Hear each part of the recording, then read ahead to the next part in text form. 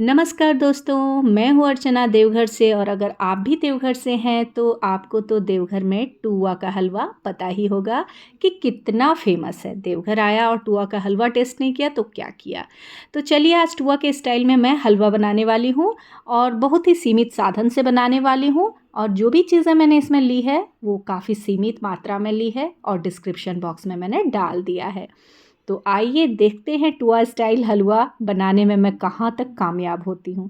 और थोड़ी सी कंजूसी करके बना रही हूँ तो थोड़ा 19-20 होगा, पर रेसिपी तो वही है दोस्तों।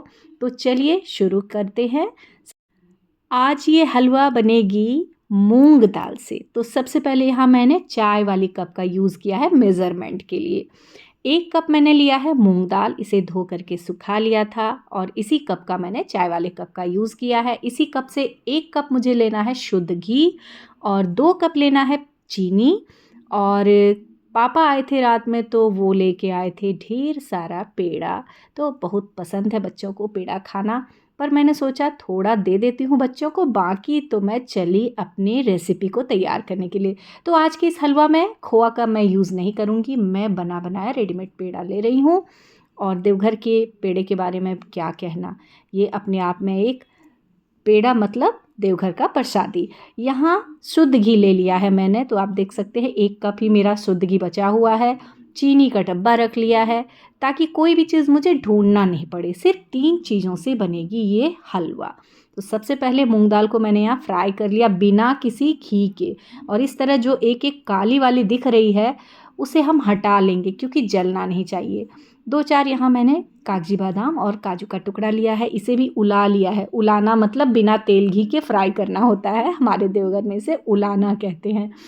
अब बारी थी पेड़े को इसमें तोड़ करके डालने की। तो पहले शुद्ध घी मैंने यहाँ ले लिया 2 चम्मच के करीब और उसे कढ़ाई में मिला लूँगी। इसके बाद सारे पेड़े को मैं तोड़ करके इसमें डाल रही हूँ। अब मेरा स्टाइल देखने वाले हैं मैं कैसे इसे चूर रही हूँ मतलब कि ये वाला जो कलछुल है चूँकि थोड़ी सी धारदार है तो इसी को कूट कूट के मैं फ्राई करूँगी। यहाँ जो फ्राई किया हुआ हमारा उलाया हुआ जो दाल था उसको मैंने पीस के रख लिया। एक सॉसपैन में 2 कप चीनी और 1 सॉसपैन पानी लिया था, उसे उबाल लिया इलायची पाउडर और केसर के धागों के साथ। और खोआ को मैं थोड़ी सी कंजूसी करके यहाँ भून रही हूँ दोस्तों, क्योंकि मेरे हस्बैंड को है शुगर, ज़्यादा तेल घी उन्हें खिलाती नहीं हूँ। और मैं ठीक उनकी विपरीत हूँ, यानी डबल चीनी खाने वाली हूँ। तो दोनों को ध्यान में रखते हुए मैं आज की इस हलवा को तैयार करूँगी। तो यहाँ इस तरह से मैंने क्या किया, जो उलाया हुआ हमारा काजू और बादाम था मतलब बिना घी के फ्राई किया हुआ, तो उसे इस तरह से कैंची से मैंने काट लिया। कूटने का सामान नहीं मिल रहा था, मुझे काफ़ी हड़बड़ी थी, सुबह का नाश्ता भी बनाना था, रोटी बनाने के लिए मैंने लोइयाँ भी बना के रखी है बगल में।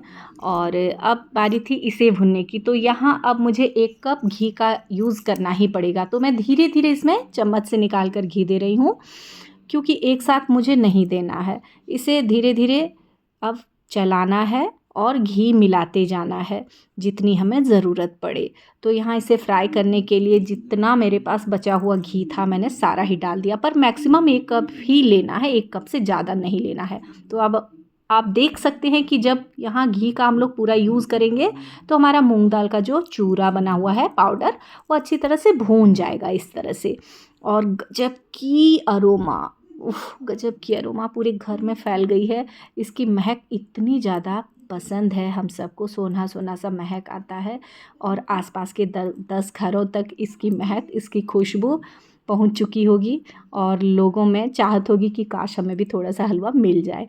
तो यहाँ इस तरह से मैं लोहे के कढ़ाई का यूज़ कर रही हूँ। लोहे के कढ़ाई में जब हम कोई भी वैरायटी बनाते हैं तो अक्सर देखा जाता है कि वो थोड़ा सा काला पड़ जाता है, कोई नहीं, कलर काफ़ी अच्छा होता है और लोहे की कढ़ाई में ही खाना बनाना ज़्यादा फ़ायदेमंद होता है। तो यहाँ इस तरह से इसे एकदम धीमी आंच में भूनते जाना है, आंच एकदम बढ़ाना नहीं है। आंच बढ़ाएंगे तो मूंग दाल जल जाएगी। पहले भी मुझसे गलती हो चुकी है, जब मैं आपको शो कर रही थी सारी चीज़ें कि मैंने सारी सामग्रियाँ रखी है, उसी दौरान मेरा कढ़ाई में बैठना चिपकना शुरू हो गया था खोआ।